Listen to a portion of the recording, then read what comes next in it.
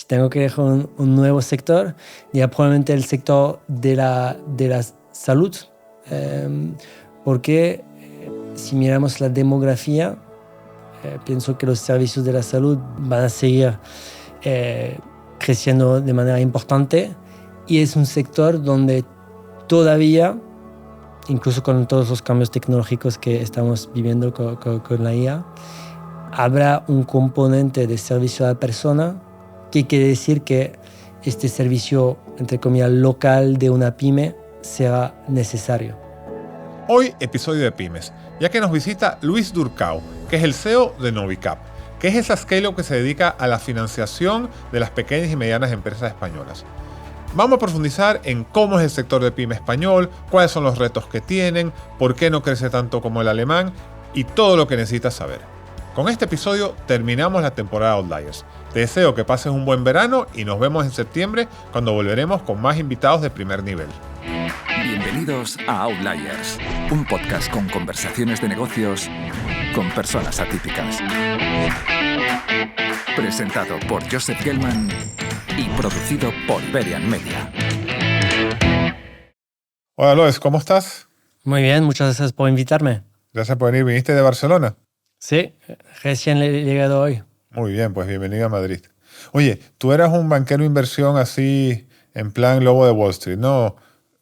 Banca inversión, Venture Capital, Private Equity. Private Equity es como el sueño de todo un sector financiero, ¿no? Llegar a Private Equity. Y de pronto, ¿cómo es eso de que te vienes a Barcelona a trabajar en una scale-up? Lo que me atrae principalmente es pasar de un rol de inversor, donde pasas todo tu día en Excel, en revisar informes de due diligence, hablar con consejos, a un rol de operador, donde realmente te pones en una empresa y estás construyendo un proyecto, construyendo productos, hablando con clientes, etc. Y quería tener esta parte y por lo tanto, cuando me contactaron de Novicap, aprendiendo más sobre el proyecto, pensaba que era bastante interesante hacer este switch.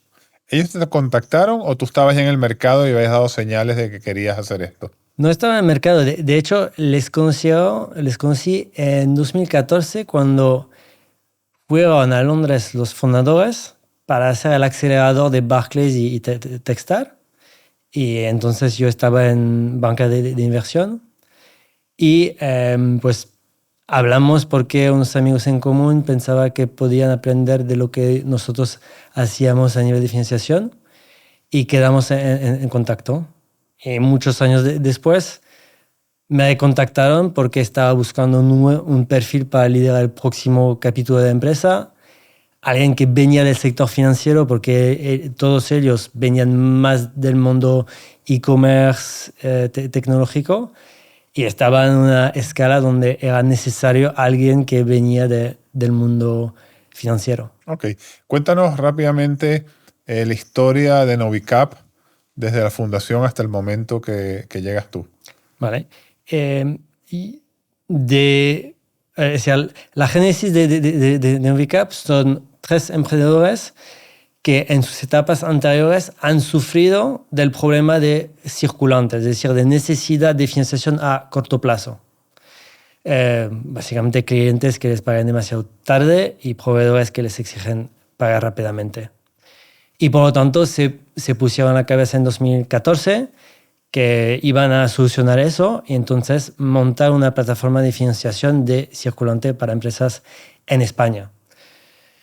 Y en estos años, desde 2014 hasta que llegué en 2021, pues fue una trayectoria donde primero lo hicieron principalmente con fondeo peer-to-peer.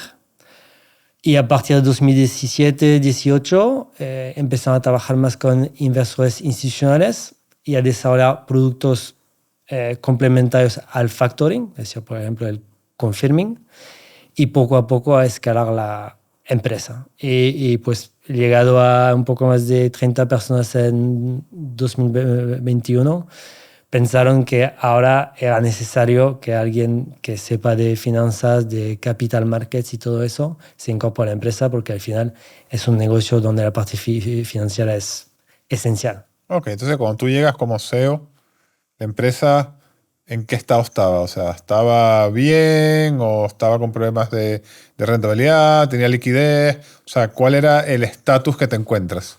Este episodio es posible gracias a wealthreader.com. Imagina acceder a los datos de más de 220 bancos con una sola API. Eso es WealthReader. 2 millones de conexiones al mes, autorizada por el Banco España y haciendo posible desde scoring en tiempo real hasta traspasos de cartera sin errores. WealthReader.com, donde el Open Banking funciona de verdad. Llámalos, pídeles una demo y diles que te envió Joseph de Outliers. La empresa a nivel de balance era saneada porque no tenía deuda, pero a nivel de rentabilidad estaba en pérdidas. Y a nivel de crecimiento, en 2021 fue un año sin crecimiento. Entonces, para mí el proyecto era no solo profesionalizar a la empresa, pero también reiniciar el crecimiento, redefinir la estrategia y un plan para escalar la empresa para dar una salida en el futuro para los accionistas que invirtieron en 2014 y 2015. Ok, bueno. Entonces llegas aquí, vamos a entender un poco más el negocio. Y primero, ¿a quién vais dirigidos? Decimos pyme, pero realmente dentro de pyme es más es decir, son empresas medianas que definimos como entre 10 millones y 200 millones de facturación. Aquí está el grueso de nuestros clientes, aunque tenemos excepciones de empresas que facturan menos hasta clientes que están de tamaño tipo IBEX, pero realmente el grueso es esta economía real, o sea, pymes diversificadas de tamaño medio. Es un segmento muy grande en España, de 10 a 200 millones. Entonces, España en total tiene un poco más de 3 millones de empresas, del cual la mitad son autónomos, y luego si bajas a nivel de, o si filtras por tamaño de empresa y solo miras por encima de 10 millones, estás más o menos en un poco más de 30.000 empresas. Ok, o sea, vuestro addressable market son 30.000 empresas, por lo menos en España. Correcto. Ok. ¿Y qué ofrecéis? O sea, yo he escuchado ahí factoring, confirming, liquidez. Cuéntame cada uno de estos productos qué es, porque este podcast lo escucha mucha gente que no tendrá idea de lo que es esto y un poco el problema que le resuelven a estas empresas. Sí, antes de entrar en los productos, creo que conceptualmente es importante entender la visión, ¿no? Y la visión para nosotros es ser una plataforma de gestión integral de circulante, es decir, de la necesidad de financiación a corto plazo. ¿Eso qué quiere decir? Que tienes que tener herramientas para pagar a proveedores, que es el confirming, cobros de clientes, que es el factoring, y también necesidades generales, que son préstamos a corto plazo. Porque con eso tenemos el producto para cualquier necesidad de financiación a corto plazo que pueda tener una empresa. Cuando decimos corto plazo, para que no entiende, es compañías, menos de un año. Esas compañías no es que no tienen dinero, sino que el dinero no les llega cuando lo necesitan. Exacto. Por ejemplo, si eres una empresa y acabas de ganar un concurso con la administración pública y tienes el pedido, pero no tienes la financiación para arrancar el proyecto, pues hace falta un confirming, por ejemplo, para pagar a tus proveedores de manera anticipada y poder iniciar este proyecto. Ok. Pues explícanos, entendido, esto es la visión, pero estos productos, ¿realmente qué son? Explícalo para alguien que nunca lo ha visto. Entonces, vamos a comenzar para el factoring. Entonces, el factoring es, de manera muy sencilla, anticipar cobros de tus clientes. Entonces, tú, por ejemplo, eres una pyme, vendes a una municipalidad, la municipalidad te paga a 90 días, pero tú prefieres tener el cash hoy porque lo puedes reinvertir en otros proyectos con otros clientes. Entonces yo, Novicap, te propongo cobrar tu factura hoy en vez de 90 días y yo como Novicap me encargaré de cobrar esta factura a vencimiento con el ayuntamiento. O sea, tú le das el cash a la empresa y después el ayuntamiento te paga a ti. Correcto. Ok. Has mencionado un par de veces la administración. Sí. Porque ¿hay mucho negocio de vuestros clientes pymes con la administración o es casual que lo mencionas? Hay una gran parte, ¿por qué? Porque desafortunadamente en general los comportamientos de pagos en la administración pública suele ser un poco peor que en el sector privado. Por lo Ajá. tanto, hay una necesidad, especialmente en ciertos sectores, en este ámbito que es muy aguda. ¿Por qué? Porque la administración pública es que tiene plazos muy largos o es que por tema administrativo burocrático no pagan cuando deberían pagar. ¿Cuál es la fuente de ese tema? Por ley, y eso es una ley que empieza a nivel europeo, pero por ley en España la administración pública tiene que pagar 30 días. La realidad es muy diferente y puede variar significativamente entre un ayuntamiento y un otro, entre si es nivel local, nivel regional o nivel estatal. Entonces, aquí esta divergencia depende, me imagino, de la buena gestión o no de las finanzas públicas a cada nivel, de las subvenciones que llegan y que no llegan. Y por lo tanto, es muy importante para el tejido empresarial español tener actores como nosotros que les provee la financiación que permite dar estos servicios. Porque, no, iba a decir, porque si no, realmente lo que está pasando es que la administración pública, que supuestamente tiene el coste de fondeo más barato, se está financiando a cargo de las pymes, que pide a una pyme soportar un plazo de pago de 90 días, 120, es inasumible para muchas pymes. Ok. Y cuando hacemos ese factoring, si yo soy la empresa y tú eres Novicap, ¿te quiere la responsabilidad que el cliente final pague? La mía. Tuya. Es decir, O sea, yo ya me olvido. Yo te vendí la factura y eso ya es problema tuyo. tú me vendes una factura y me manifiestas que esta factura es válida.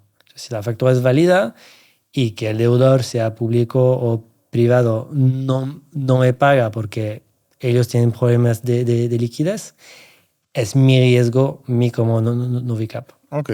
¿Y tú qué mecanismos tienes para saber que esas facturas de hecho las van a pagar, no?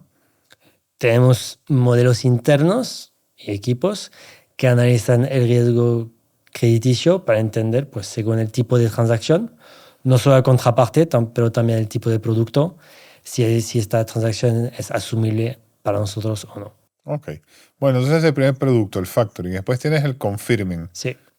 El confirming generalmente va a empresas un poco más grandes que el factoring, porque ahí es lo opuesto. Es decir, que mis clientes vienen a mí para que yo anticipe pagos a sus proveedores. Ok. Entonces yo voy a sus proveedores y les digo, yo puedo anticipar este pago si os interesa. Y hace un descuento. Exacto. Y ese descuento repercute en favor de tu cliente. Hay los dos. Es decir, que existe el producto donde el coste financiero, el descuento, es a cargo del proveedor o a cargo del cliente. Hay las dos modalidades. Perfecto. O sea que es más o menos la misma, como que el mismo tipo de producto. Ok. Y después está el circulante, que son préstamos. Los préstamos, eso es un préstamo de hasta 12 meses donde lo amortizas mensualmente. Ok. Oye, pero ¿y esto no lo hacen los bancos? ¿Por qué hace falta una empresa como vosotros en este mercado para hacer esto? Primero los números para entender dónde estamos. En el pico del ratio de deuda corporativa versus el PIB en España, era en 2009, antes de la crisis, era más o menos un 130%. A día de hoy estamos cerca de los 60%. O sea, menos. Menos de la mitad. Es decir, que el desapalancamiento del tejido empresarial en España en los últimos 17 años ha sido brutal. Ajá, pero explícanos eso, ¿por qué? De hecho, la deuda, eso es proporcional al PIB, pero incluso a nivel nominal la deuda corporativa ha reducido. ¿Por qué es eso? Creo que hay varios las dos razones principales son, uno, el coste financiero para la banca o el retorno financiero para la banca. Es decir, que la banca,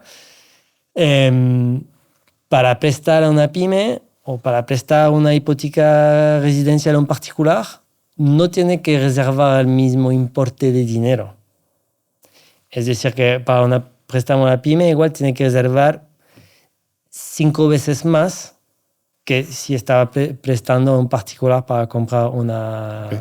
Esto, por si hay alguien que no es financiero que no lo entiende, cuando tú eres una institución financiera y das dinero, tienes que tener parte de ese dinero que das en un sitio aparcado. Exacto. Como garantía. Si los bancos captan depósitos, no pueden prestar todos estos depósitos. Okay. Tienen que quedarse con una parte y no prestarles para asegurar pues, que hay algo de colchón para absorber las pérdidas. Entonces, como tienen que reservar mucho más capital para prestar a las pymes, lo hacen mucho menos rentable. Eso es uno. Y además de ser menos rentable a nivel puramente financiero, luego hay la parte operativa. Entonces, la parte operativa, lo mismo. Una hipoteca media en España son entre 350 y 400.000 euros. Un préstamo pyme promedio es entre 30.000 y 40.000. Entonces, para hacer una hipoteca o 10 préstamos pymes, el trabajo operativo es mucho mayor en la parte de préstamo a pymes. Entonces, no solo tu retorno puramente financiero es más bajo, pero además tus costes operativos son más altos. Eso hace que pues, las cifras que vemos a nivel de desapalancamiento, y también se puede ver, eso es dato del Banco de España, pero que solo un 18% de las pymes piden financiación. O sea que una gran parte de las pymes ya ha abandonado la idea de pedir financiación a la banca porque es demasiado complicado o saben que no lo van a recibir. Por lo tanto, es muy importante que haya alternativas y complementos a la banca por los sitios donde la banca no llegue. Ok, y si esto no es rentable para un banco, ¿por qué sí es rentable para vosotros? ¿Qué hacéis diferente? O atractivo, digamos. Pues uno, a nivel de retorno financiero, no tenemos los mismos precios que el banco y nos podemos apalancar en modelos de riesgos, pienso, más sofisticados. Y dos, a nivel operativo, nos apalancamos sobre nuestra propia tecnología, que hace que el mismo operador que en un banco tendría igual 20 cuentas a gestionar, el mismo operador en Novicap puede gestionar hasta 100. Entonces, nosotros tenemos mejor retorno financiero, pero también a nivel operativo somos mucho más eficientes. ¿Qué tipo de tecnología es esta que te permite hacer por 5 la cantidad de cuentas que te puede llevar un gestor? Nuestra propia plataforma, que hace más de 10 años que la desarrollamos internamente, que unifica todos los procesos, es decir, la parte comercial, la parte normativa, es decir, el KYC, la parte de riesgos, luego la parte de operaciones, de seguimiento, todo está en una plataforma. Eso generalmente, si vas a un banco promedio, está dispersos en varios sistemas, son sistemas bastante antiguos o que han tenido que comprar de manera genérica. Entonces, es mucho más ágil para un operador. Ok, está claro. Ok, entonces ese es un poco el negocio. ¿El go-to-market cómo lo hacéis? La filosofía para nosotros es que la mayor parte de nuestra captación de cliente tiene que ser indirecta. Indirecta me refiero a que trabajamos con una red de colaboradores que tienen presencia en todo el territorio y que nos traen negocio que ellos ya han prefiltrado. Eso para nosotros es muy importante porque actúa como un filtro positivo a la hora de selección de la calidad del cliente. Entonces, los partners o los colaboradores pueden ir desde el asesor financiero local a una empresa de accounting o de contabilidad hasta un banco.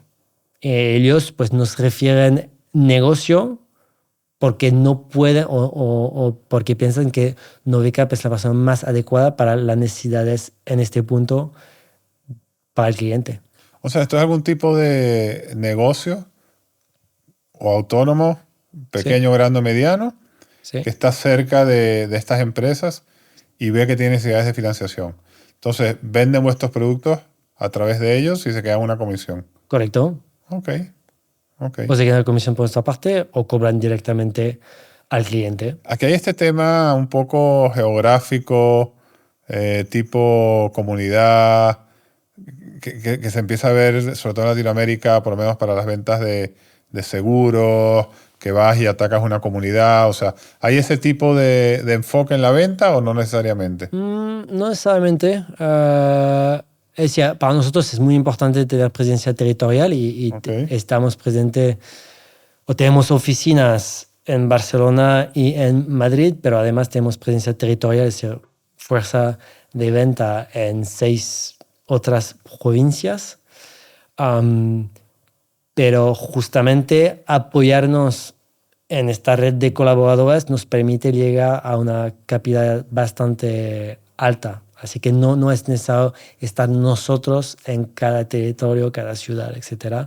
Lo importante es tener esta red de colaboradores, que en total tenemos más de 200, que nos permite llegar a todo tipo de cliente.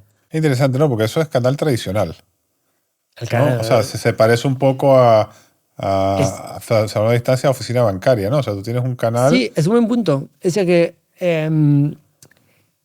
nosotros tenemos la tecnología, o sea, un cliente puede entrar en la web, puede hacerlo todo de manera muy eficiente, pero creo que al día de hoy el director financiero de una pyme todavía prefiere o tiene la mentalidad de hablar con una persona, ¿vale? Entonces, esta persona tienes que tener en general alguien local que le va a acompañar durante el proceso.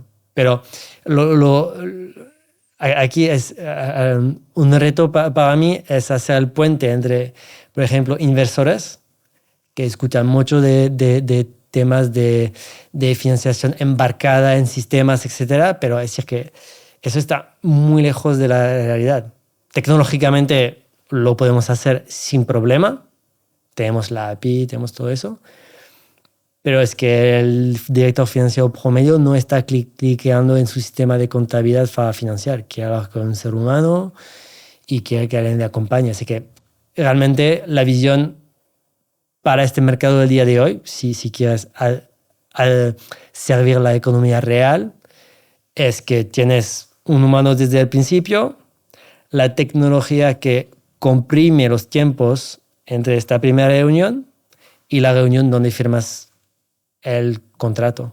Pero sí tiene que haber esta interacción humana, creo, al día de hoy para las empresas medianas. Interesante. Ok. Bueno, y la otra parte de la moneda, o sea, al final tú estás en un negocio de financiación. Entonces tú tendrás que tener dinero para poder financiar todo esto. ¿Tú de dónde sacas los fondos?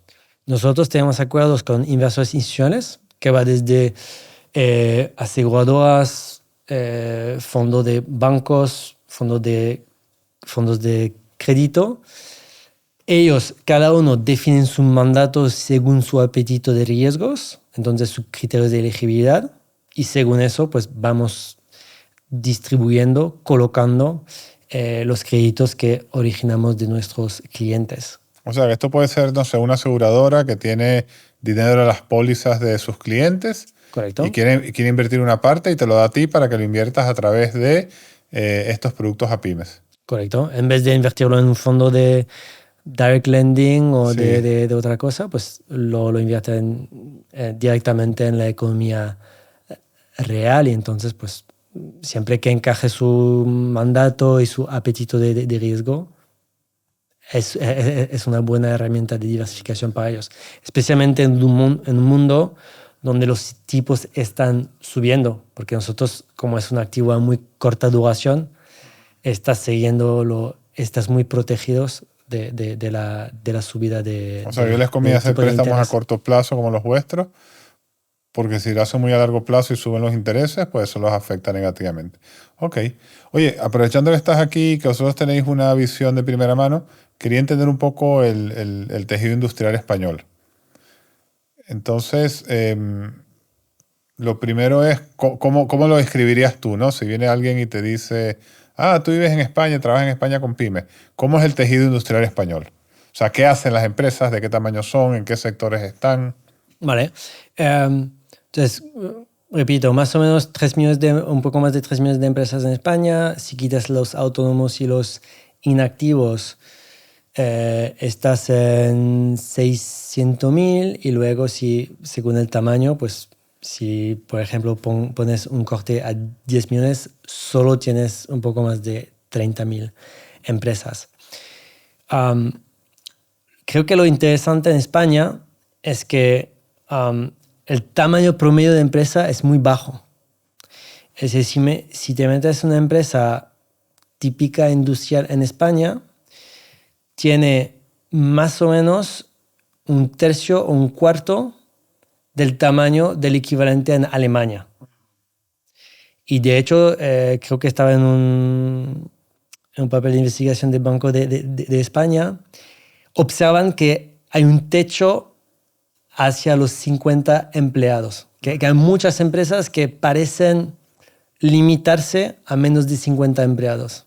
¿Por qué? Pues porque cuando llegas a 50 empleados tienes muchas más obligaciones, tipo comité de empresa, plan de igualdad, representación de los trabajadores. Es un listado bastante amplio de obligaciones que no tienes por debajo, y eso parece que es una incentiva negativa para que las empresas crezcan a nivel de tamaño. Y para que el Banco de España lo subraye, probablemente es bastante agudo. También se puede observar a nivel de la propensidad de exportar. España es una economía en general donde hay mucha exportación, pero todavía en cuanto al porcentaje de las pymes que exportan, es la media de Alemania. La media no, la mitad, dice. La mitad, sí. Creo que es un 5%, mientras que en Alemania es un 10%. ¿Vale? Entonces, creo que hay varios factores limitantes así que hacen que el problema, entre comillas, del tejido empresarial español el día de hoy es eso, es el tamaño promedio de empresas. ¿Qué estamos haciendo aquí para que las empresas no estén creciendo más y no se estén consolidando más?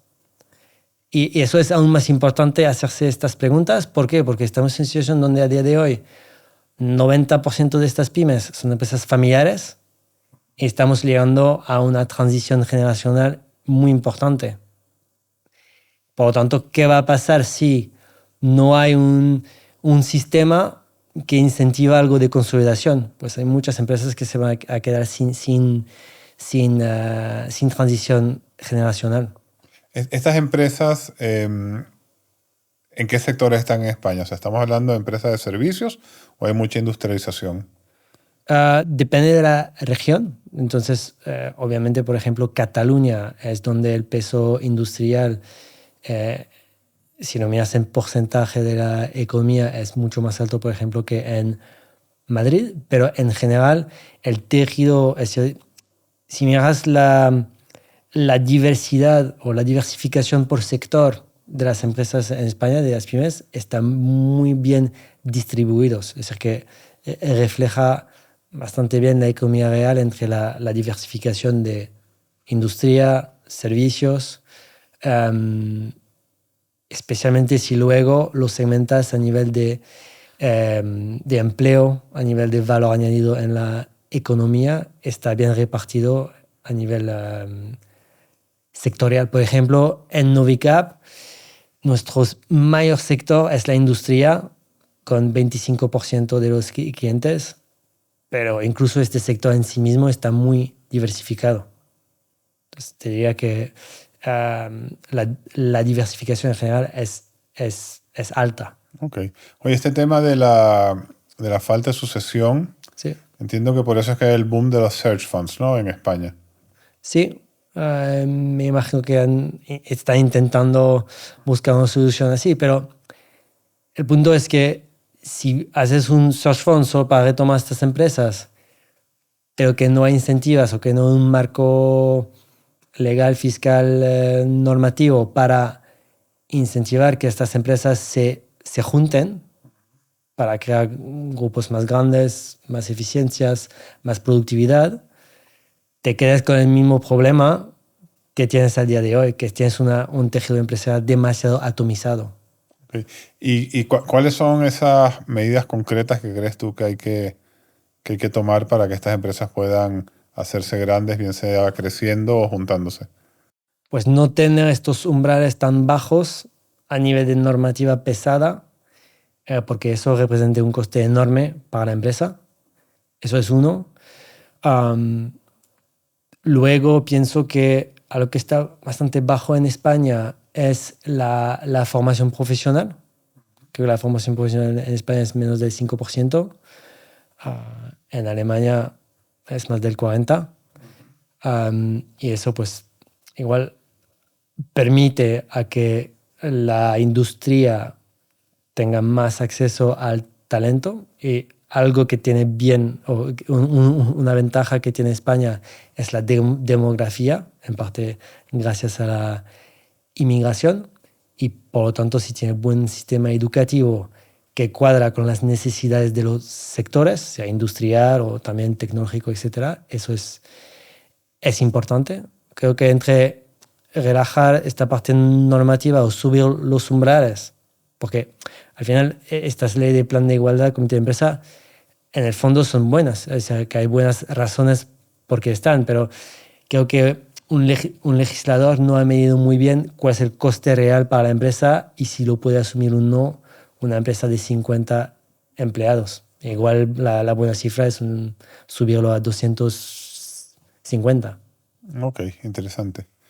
Oye, si tú ahora que conoces mucho el tejido industrial español, fueses a montar una pyme, o no a montar, si tú tuvieses que invertir un dinero en montar una pyme con una persona, ¿en qué sector la centrarías o en qué geografía? O sea, descríbeme la pyme que tú montarías en España. Buena pregunta. Obviamente no voy a ser una pyme para financiación, pero si tengo que dejar un nuevo sector, ya probablemente el sector de la salud, porque si miramos la demografía, pienso que los servicios de la salud obviamente, van a seguir creciendo de manera importante, y es un sector donde todavía, incluso con todos los cambios tecnológicos que estamos viviendo con la IA, habrá un componente de servicio a la persona, que quiere decir que este servicio, entre comillas, local de una pyme será necesario. Y por lo tanto, pensando en un sector que va creciendo, que incluso con la IA siempre habrá esta necesidad del contacto humano del servicio local, pienso que el sector de la salud sería una buena apuesta.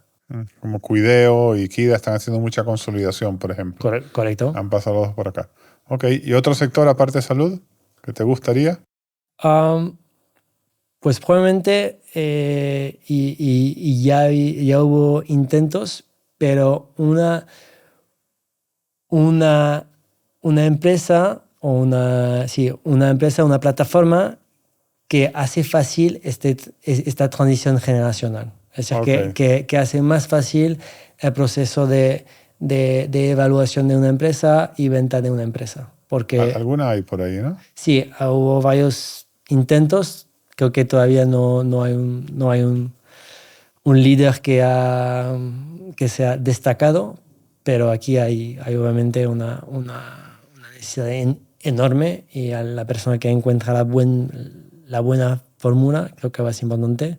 Y ahí pienso que obviamente la IA puede jugar un papel muy importante en hacer cosas imposibles para estos tamaños pequeños porque no se podía justificar el coste de una due diligence, de un abogado, etcétera, etcétera. Muy bien. Oye, vamos a ver a Novicap. Cuéntanos las métricas a día de hoy de la empresa. Somos un poco más de 70 personas. Hemos alcanzado en el último año fiscal una cartera de más de 150 millones a través de más de 300 clientes. Desde el principio hemos financiado casi 3.000 millones y hemos alcanzado más de 10.000 pymes en España. O sea, un tercio de las 30.000 que comentabas. Sí, aunque bueno, hay algunas sean más pequeñas, etc. Así que, okay. ¿Y los planes de crecimiento por dónde van? Primero, consolidar nuestro posicionamiento en esta parte de empresas medianas, porque todavía probablemente menos de un 5% del mercado está con financiación alternativa. Y como he dicho, nosotros no somos competencia de la banca, somos un complemento. Así que hay mucho recorrido y ahí es consolidar nuestra posición. Por ejemplo, el año pasado crecimos más o menos un 30% y eso debería ser repetible. Y en paralelo, el otro eje de crecimiento para nosotros es bajar, es decir, no empresas por encima de 10 millones, pero empresas igual entre 1 y 10 millones. ¿Por qué? Pues ahí hay casi 600.000 empresas, entonces una profundidad de mercado más alta, aún más desatendida por la banca, según los números. Pero obviamente eso necesita una fórmula diferente. Así que aquí necesitas un producto 100% automatizado, desde el onboarding del cliente, la evaluación de riesgos, la evaluación de blanqueo de capital, el reporting, etcétera, etcétera. Y entonces hemos tenido que reinventar el producto para poder lanzar este producto y tener un préstamo 100% automatizado en unos minutos, que obviamente sea un gran contraste con lo que la banca ofrece al día de hoy, cuando ofrece algo. Hay algo que me llama la atención, ¿no? Porque tú estás, hace muchos años que no trabajas en el sector financiero, ¿no? Pero alguna vez que hice algún proyecto de consultoría para algún banco, lo de las pymes era como que les encantaba, ¿no? O sea, me acuerdo que decía que el Sabadell es el banco de las pymes y estamos enfocados en las pymes. Sí. Entonces, no sé, o sea, a mí tu empresa me parece un caramelito que no entiendo por qué no viene un banco y te compra y dice, oye, te voy a comprar, sigue haciendo lo mismo, te voy a financiar para que des todavía más préstamos y después voy a venir yo con mi aluvión de productos cutres, pero bueno, que se los voy a vender. O sea, no se acerca la gran banca a vosotros para querer compraros o gente inclusive que tenga grandes carteras para poder distribuir esos fondos a las pymes. Creo que igual depende del tipo de banca. O sea, que los grandes bancos probablemente hablan mucho de pymes, pero los números nos enseñan, como he dicho al principio, que realmente no son los bancos de las pymes, porque han ido recortando. Y ellos, pienso que son organizaciones muy grandes y prefieren invertir orgánicamente para intentar cambiar el producto con resultados mixtos.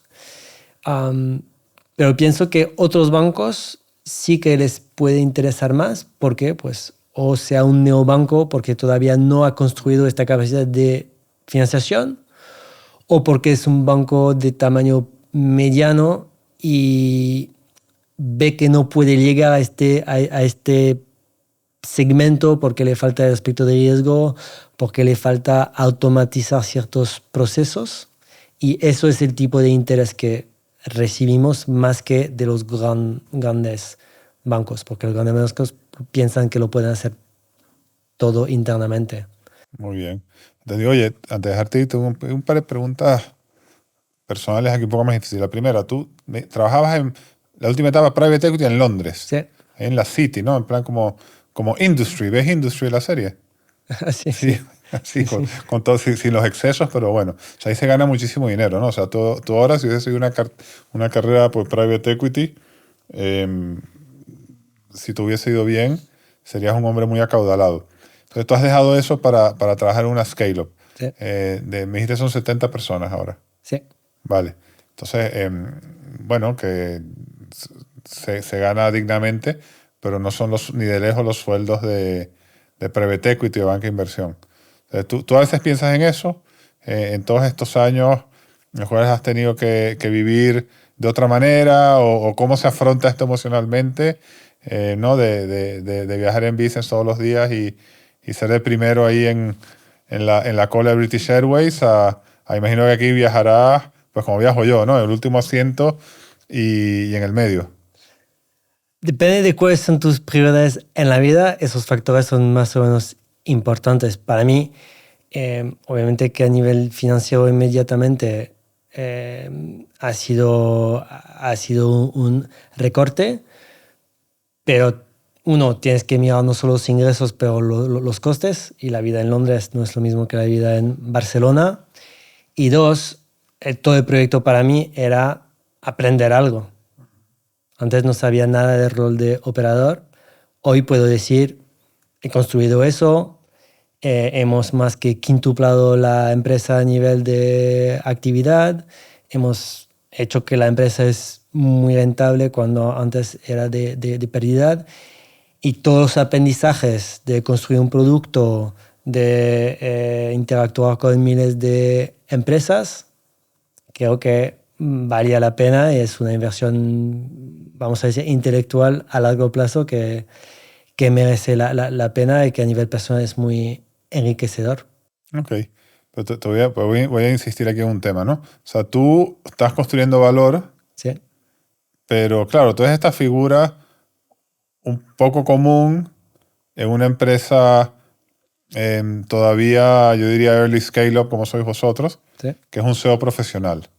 Entonces tú construyes valor poniendo mucho riesgo, de mi punto de vista, porque dejar private equity o banca de inversión es un costo de oportunidad gigantesco. ¿Tú vas a recoger el valor de un posible evento de capital en Novicap o tú estás o los que van a coger principal valor van a ser los socios fundadores? No, tenemos un plan de acciones para los empleados y obviamente yo formo parte de eso, así que la creación de valor la voy a capturar a través de eso. Pero repito, también veo que en futuros proyectos lo que he hecho aquí será muy, muy rentable, sea que siga en una empresa o igual que vuelva de inversor. Si hoy volvería de inversor, mi valor añadido como inversor sería muy, muy diferente. Muy bien, entendido, muy claro. Oye, Luis, muchas gracias por venir desde Barcelona. Muy interesante. Creo que nunca habíamos tenido una scale-up que se dedicase a la financiación. Y tenemos como 6 años en esto, así que muchas gracias. Muchas gracias por invitarme, era un placer. ¿No? Oye, si nos encontramos dentro de 10 años y yo te digo, oye Luis, ¿qué ha pasado desde que nos vimos? ¿Qué tendría que haber pasado en cómo visionas tú tu vida futura para que tú me dijeses, Joseph, he tenido éxito? A pesar de que tú me empezaste a meter el dedo en el ojo de que por qué dejé Private Equity. Lo articulo en tres cosas. Uno es el impacto sobre el tejido pyme y eso lo cuantifica el número de empresas que hemos alcanzado. Entonces, si ahora estamos bajando el mercado y que el addressable market se expande a 600.000 empresas, me gustaría alcanzar como un 10% de eso, 60.000 empresas. Luego me gustaría desarrollar esta visión de ser una plataforma de gestión integral, es decir, que igual ir más allá de la financiación, por ejemplo, haciendo más en el segmento de pagos. Y tercero, es muy importante para mí, es seguir lo que hemos hecho de construir un equipo multidisciplinar que le gusta pensar desde primeros principios, porque siempre, sea con la IA ahora o con lo que venga en el futuro, hemos visto que nos tenemos que reinventar siempre, y para mí estar en un grupo así que se reta intelectualmente es muy importante.